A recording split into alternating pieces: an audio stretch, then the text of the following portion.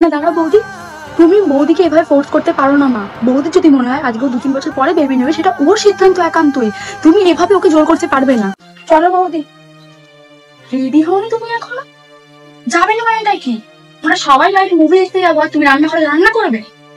ছোট বৌদি যাচ্ছে না, এটা ওর ব্যাপার। ওর একটা দিন রান্না করে নিতে পারবে। তুমি ঠেকা নিয়ে বসে সবাই। চলো রেডি হও এক্ষুনি, সবাই মিলে যাবো। তাহলে তুই বৌদির গায়ে হাত তুললি শুধুমাত্র মায়ের কথা বিশ্বাস করে?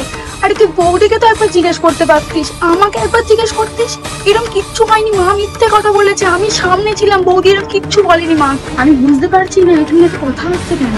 একটা মানুষ যে সারা জীবন শাড়ি পরে এসছে, তাকে আমি সালোয়ার পরিয়েছি। হ্যাঁ, আমি জোর জবরদস্তি করে পরিয়েছি, বৌদি পড়তে চাইছিল না। এটা নিয়ে তো কথা হওয়ার কি আছে? আমি বিশ্বাস করি না যে বড় বৌদি চুরি করেছে। বৌদি, সবাই তোমাকে অবিশ্বাস করলো, আমি তোমাকে বিশ্বাস করি। আমি জানি তুমি এরকম কাজ কোনোদিন করতে পারো না। আর একটাও কথা নয়, একদম চুপ। বই তুমি তোমার ব্যাগপত্র গোছাও। তুমি আমার বাড়িতে আমার দিদি হিসেবে থাকবে। চলো তুমি। তোমাকে এখানে থাকতে হবে না। যেই বাড়ি তোমার একটু সম্মান নেই, সেখানে তোমার থাকার কোনো প্রয়োজন নেই।